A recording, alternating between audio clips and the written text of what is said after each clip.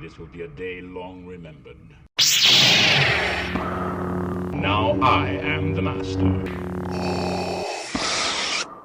Welcome to another episode of Legends and Theories. And welcome to our review of the Lego MTT Battle of Fallujah. And honestly, it's a cool set. It's a little overpriced, probably about $40-ish, too much, maybe 30. It's like $120, $130 set, being sold for $160. And this is the first MTT I ever got. I am glad of that because I much prefer the CIS design versus the Trade Federation one. I like the blue and gray a lot more than just the solid brown. And yeah, honestly, it's a pretty cool set to have. It includes a bunch of minifigures, but a lot of them are repeat figures. There are 6 battle droids, 3 commando droids, 1 pilot battle droid, Ale Secure, and Commander Bly. So when you exclude them, there's variations on really 5 minifigures. Starting off, we have the most basic figure of the set, and really in general, the figure that has barely changed in the last 26 years, which is our basic B1 battle droid. Only thing different is he has this arm and this blaster. And the blaster changes just in general, because it used to be 2 of these curved arms and a blaster that fit in that hand. But yeah, the only reason his straight arm is just to hold the blaster straight on. So no real change. This is like the most basic Lego minifigure. Really, really cheap to produce, and they probably could have included even more of these in this set if they wanted to.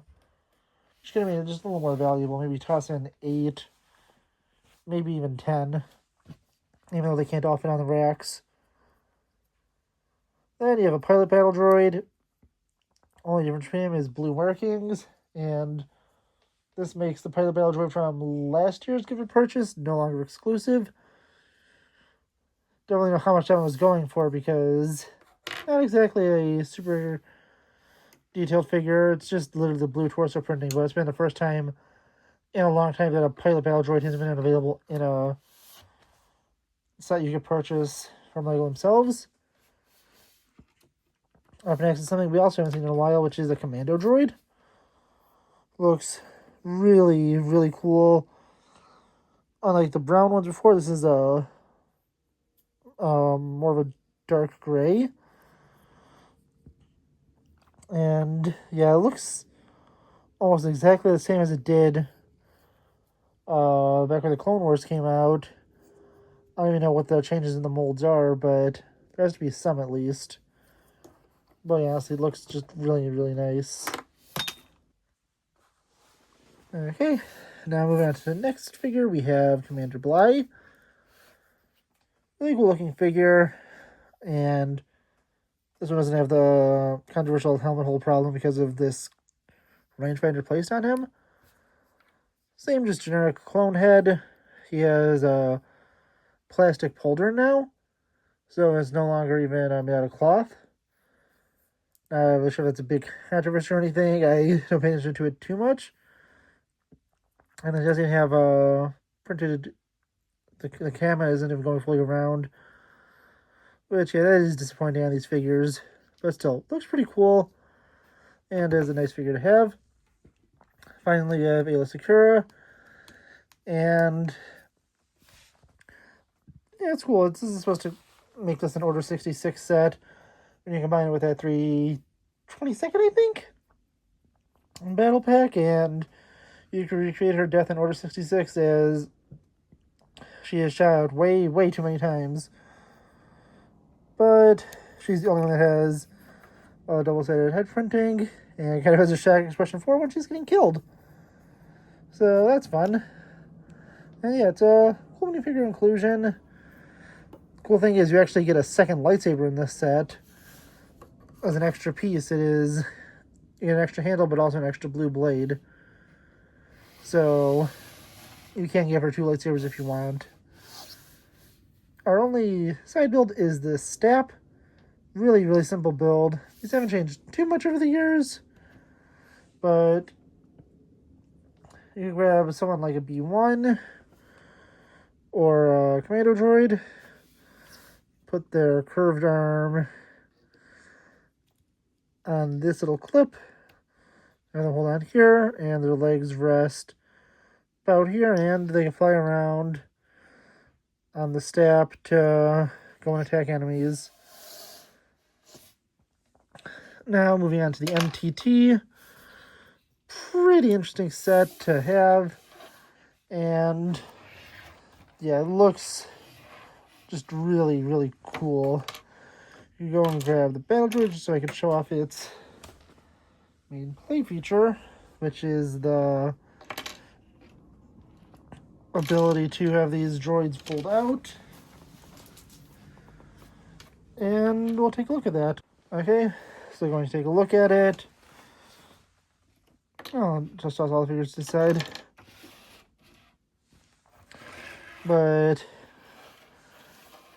there's this feature here where you can go twist this out. It opens up this hatch, and you could put the battle droids on there. I'll show that in a moment, but when you want to close it up,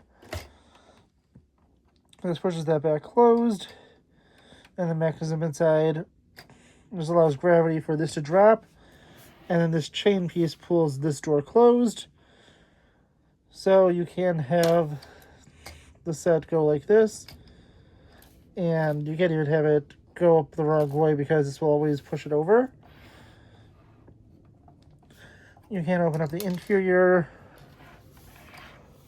and hopefully don't have pieces fall off, because I can't tell where this piece went. There we go.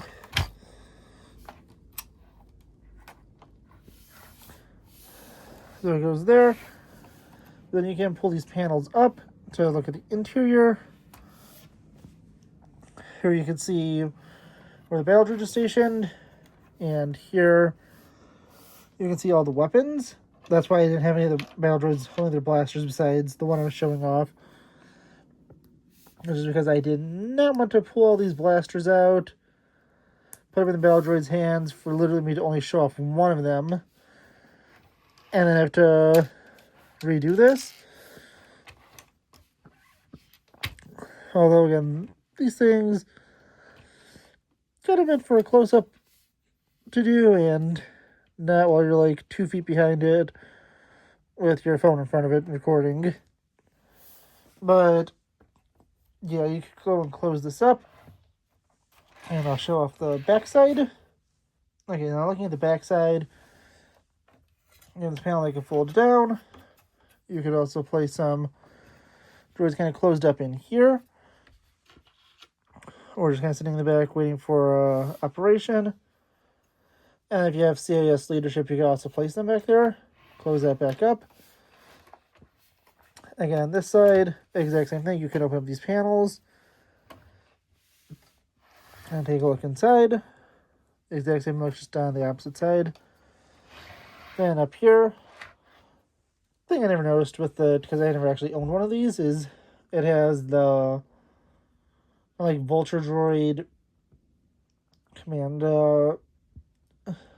center thing. Like, it's a like droid viewport.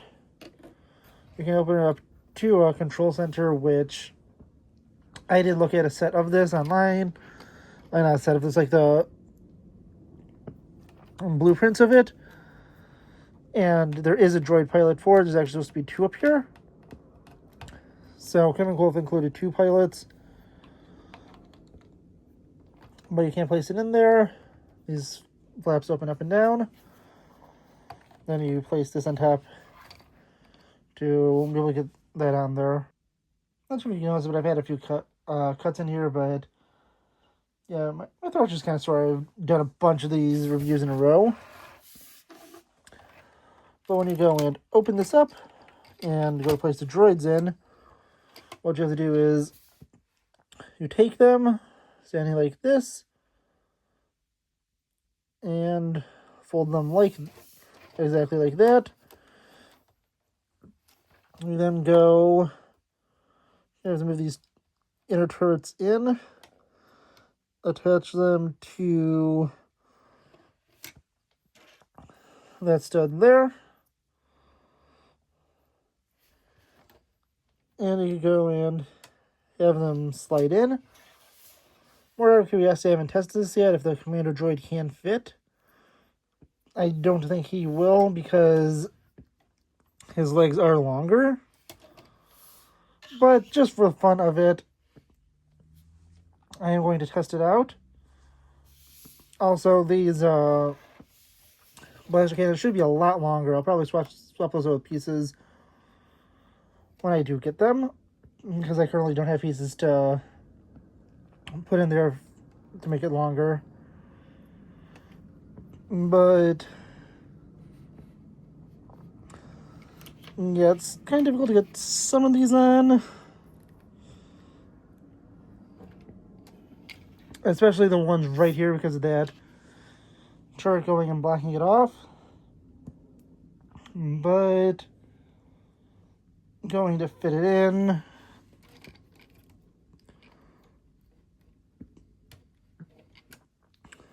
Relatively simple as long as you're putting it the correct way. And I'm going to toss one commando droid onto this side just to see, can it close with the commando droids on it. So you turn it in. And honestly, I'm surprised it does fit with the commando droids on it. So you can go open up this side panel to look in, and you can see the droids attached there. And while it's hard to see the commander droid, you could kind of see him. And then if you want to, you can also pop the front off and then twist this out for the figures to deploy. And sometimes it will knock one of them off when you push it down. So I'm just going to push it in. I noticed that this one has the weakest connection. Perhaps it's the piece that it's attaching to and not the droid, because I've used most likely different droids because it's kind of blindly done that. But yeah, cool stuff around it. You have the Confederacy's logo here. I mean, Confederacy of Independent Systems, not the South from the American Civil War. But yeah, this is just a really solid set. Looks nice, and only thing that looks kind of off is this little dial up here that isn't supposed to be there for you to turn it to go and use that play feature. But yeah, honestly, this set overall is really nice. It's cool to have. Well, the interesting thing is this is kind of at an angle where this piece does move around because of how it was attached on the inside. You can pop that off and kind of see in there that it's not actually fully attached, it's just held in by a pin. Or you can see like this when it gets knocked off, that it very much can be moved around. But yeah, honestly, really cool version of the set. Like, build-wise, is it the best version? Probably not. But color scheme-wise, it is my favorite. And it's overall just a nice set to have. I'll fix that off camera because it's just getting worse as I try to fix it behind the camera. So, yeah, let me know what you think of this. I literally have not had that issue at all until I started recording this. So, let me know what you think about this set in the comments, and I'll see you on the next episode of Legends and Theories. Thank you for watching this episode of Legends and Theories. Please subscribe, like the video, share the video, leave a comment, check out the video on screen, and may the Force be with you.